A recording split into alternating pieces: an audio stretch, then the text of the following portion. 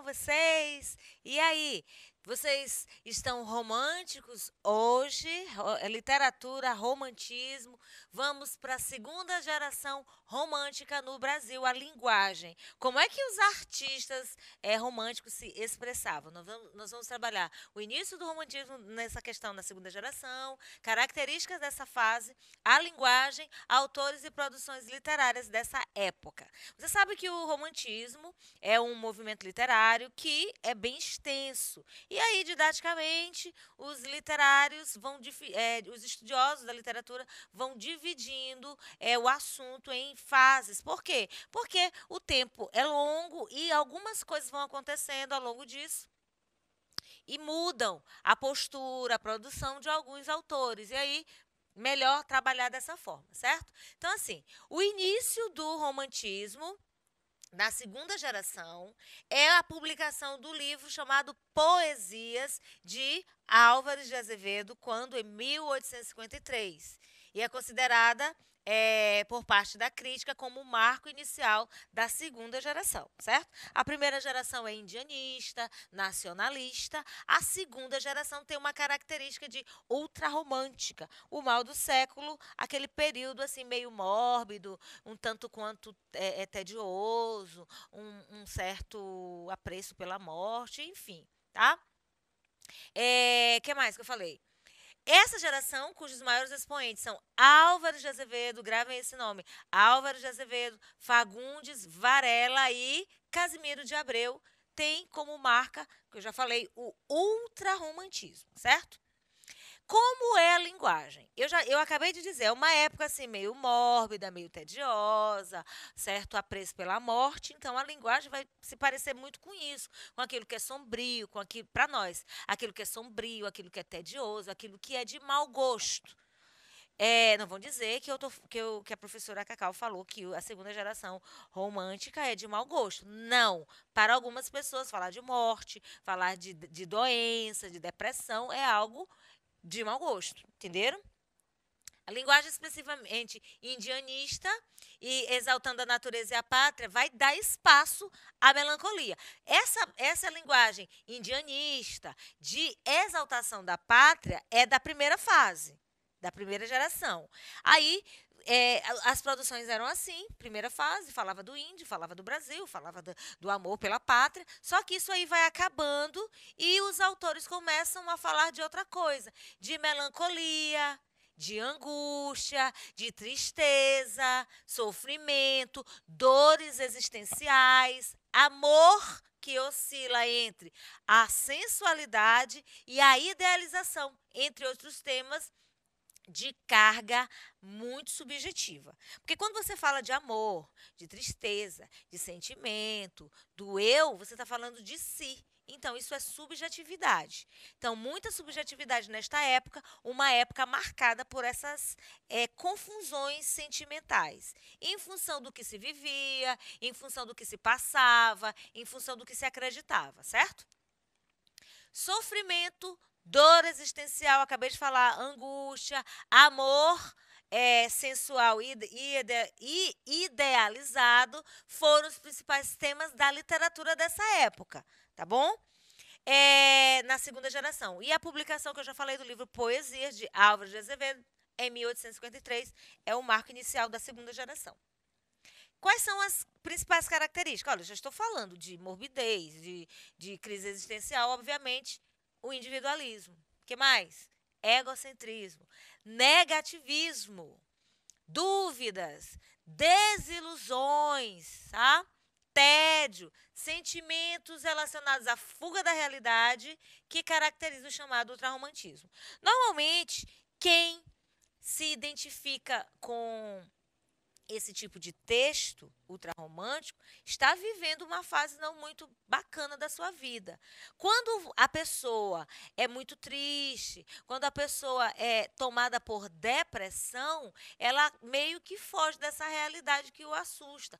Por isso a fuga da realidade. Aí nós temos esse período é caracterizado como mal do século, tá? Característica da segunda geração, mal do século, uma expressão original de Chateaubriand, em francês, mal do siècle, utilizada como tópico literário para se referir à crise de crenças e valores desencadeada na Europa no século XIX, comumente no contexto do romantismo. Então, assim, eu sempre falo para vocês dessa questão do contexto histórico, porque influencia muito nas produções literárias. Então, você vê aqui que lá na França, essa expressão mal do século, ela permeava o mundo naquela época. E como nós estamos no Brasil e o movimento é paralelo, é quase que ao mesmo tempo, eu tenho uma influência daquela situação nas produções literárias. Os autores vão se identificar com esse mal do século e vão expressar os seus sentimentos de dúvida, de fuga da realidade, de sentimentalismo, de morbidez em suas produções literárias.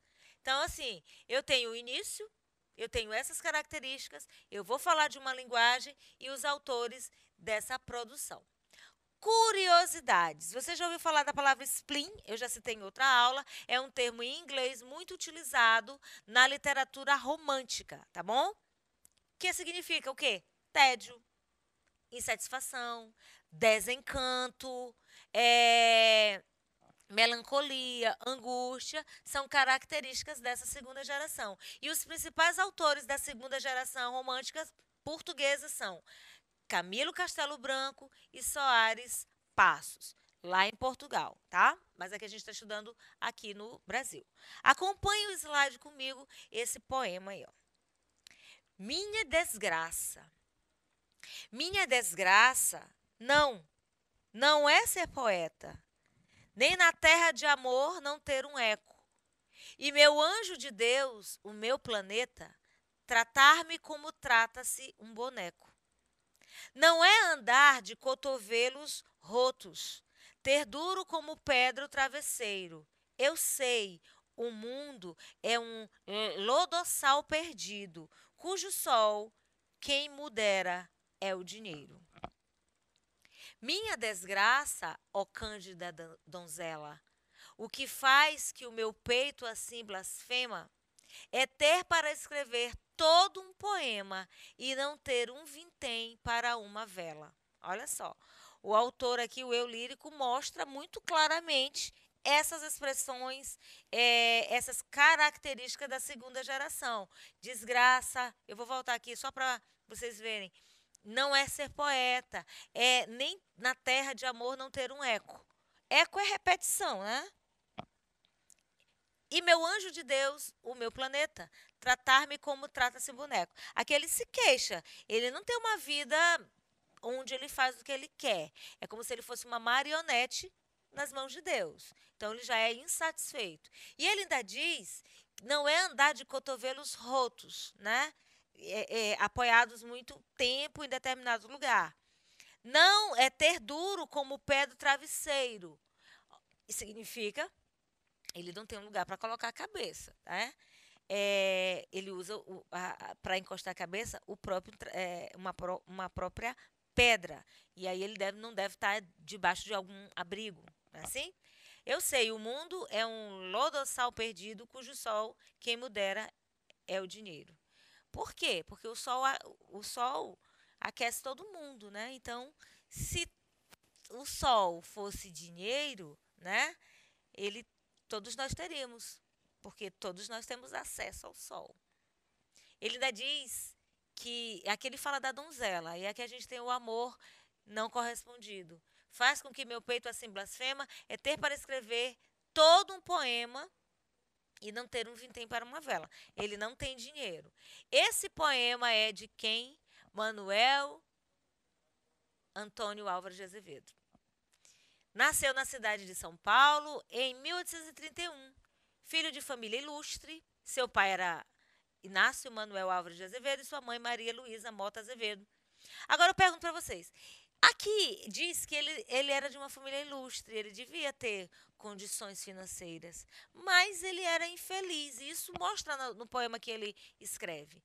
Ele faleceu no Rio de Janeiro com apenas 20 anos, muito jovem. E outra produção aqui, ó. A Lagartixa. Olha essa linguagem aqui, ó. A lagartixa ao sol ardente vive, e fazendo verão o corpo espicha. O clarão de teus olhos me dá vida. Tu és o sol e eu sou a lagartixa. Amo-te como o vinho e como o sono. Tu és meu copo e amoroso leito. Mas teu néctar jamais se esgota. Travesseiro não há como teu peito. Posso agora viver para as coroas. Não preciso no prado colher flores. Engrinado melhor a minha fronte, nas rosas mais gentis dos teus amores. Vale todo um harém a minha bela. Em fazer-me ditoso, ela capricha. Vivo ao sol de seus olhos namorados, como ao sol de verão a lagartixa. O autor, né, ele traz termos estranhos à poesia, ele traz a lagartixa, ele faz essa brincadeira aí. Como vamos lendo, vamos percebendo uma crescente entonação de humor, né? Ele trata o amor e compara com a lagartixa. Lá no começo ele fala de empinar. Gracioso, mesclado alguns temas comuns dos autores da época. Então aqui tem um pouco de cômico. Ele exalta a mulher amada, mas esse crescimento emocional proposto neste tema é rompido no último verso, quando diz: Tu és o sol e eu a lagartixa. Uma comparação traçada de forma cômica, construídos por meio de bem provincianos. O amor não eleva o homem, ele lhe faz aparentar a condição de um pequeno réptil. Então, a lagartixa é um réptil, e aí ele se coloca numa condição bem inferior à sua amada. Então aqui a gente vê pessimismo, amor idealizado, desconstrução do próprio eu, né? Se minimizando. A partir daí aparece o que o poeta começa a desfazer. Acompanha aí. O objeto humorístico quando constrói outras temáticas românticas, como o culto ao ócio em amo-te como o vinho e como o sono. Tu és meu copo e amoroso leito. Travesseiro não há como o teu peito. Então ele faz essa comparação. Ele vai se desfazendo desse objeto humorístico quando vai construindo temáticas engraçadas com o romantismo, tá? Ele também engrandece as características da mulher, ó. Nas rosas mais gentis dos teus amores. E a última estrofe, ele desconstrói o objeto romântico. Vivo ao sol dos seus olhos namorados, como ao sol de verão a lagartixa. Então, assim, primeiro ele fala do amor, ele fala do travesseiro no peito, que é um lugar agradável. Depois ele já faz essa comparação da mulher com o vinho, né, com o ócio, né? Depois ele traz assim, ó, nas rosas mais gentis teus amores. Depois ele vem falando da lagartixa. É uma coisa assim bem interessante, bem complicada também de se entender. Casimiro de Abreu, outro autor, fala com todas as letras, como afirma, respira a alma a inocência e sim incita, né? Ele não incita, ele cita, ele coloca, ele trabalha, ele fala do ingênuo folgar. A inocência da criança é perdida lá na idade adulta. Por isso, o poema vai trazer uma possibilidade de reviver de forma idealizada esse tempo perdido. Então, assim, ele está lá adulto, lembra da infância, lembra do tempo bom, né? Lembra de uma época boa, e aí ele vai trazer, ele vai citar determinadas questões de uma época boa da sua vida no momento presente. Ele diz assim, ó: Oh, que saudades eu tenho da aurora da minha vida, da minha infância querida, que os anos não trazem mais. Que amor, que sonho, que flores, naquelas tardes fagueiras, à sombra das bananeiras, debaixo dos laranjais. Oh, que saudades eu tenho da aurora da minha vida, da minha infância querida, que os anos não trazem mais. Que amor, que sonhos, que flores, naquelas tardes fagueiras, à sombra das laranjeiras, debaixo dos laranjais. Então, a sombra das bananeiras. Ele faz assim aquela melodia, né? Você vê a musicalidade no poema e carregado de sentimento de saudade. Ele diz ainda mais, acompanhe. Como são belos dias do despontar da existência, respira a alma a inocência como perfumes a flor. O mar é lago sereno, o céu um manto azulado, o mundo um sonho dourado, a vida um hino de amor. Aí ele vai repetindo, né, novamente aqui. Oh, que saudades eu tenho da aurora da minha vida, da minha infância querida, que os tempos, que os anos não trazem mais. Quantos de nós aqui não tem lembranças da infância? Eu, pelo menos, tenho. De uma época muito boa da minha vida, época onde a gente não tinha preocupação, época onde a gente não pagava conta, onde nós não precisávamos trabalhar, né? Era tudo mais fácil. Hoje o contexto é outro. Graças a Deus eu tenho dinheiro para pagar a conta com o meu trabalho. Mas quem está desempregado? Então, assim, quem não está vivendo um momento bom da sua vida, vai lembrar da infância como algo que era bom poder voltar no tempo. De repente, Casimiro de Abreu, por viver numa época tão castigada por esses acontecimentos, mostra que retrata essa saudade da infância de uma forma bem mais acirrada. Olha só. Uma linguagem muito simples, onde as palavras do poema são comuns, compondo um vocabulário adjetivado, bem fácil de se entender.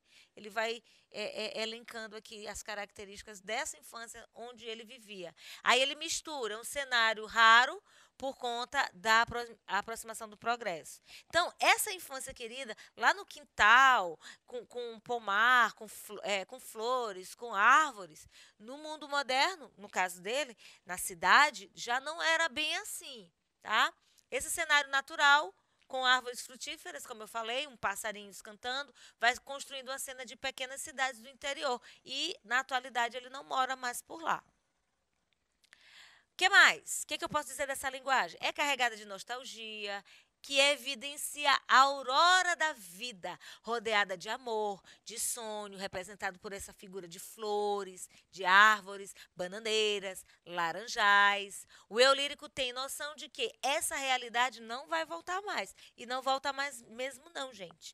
Contudo, é relembrado essa infância querida que ele procura esquecer as mágoas de agora. Então, você já sabe que na segunda geração romântica, o poeta é magoado, é entediado, é entristecido, é pessimista. Então, o Casimiro de Abreu vai buscar lá na infância querida os prazeres de um tempo bom que ele viveu, que não voltam mais, para poder escapar dessas mágoas da atualidade. Então, fuga da realidade.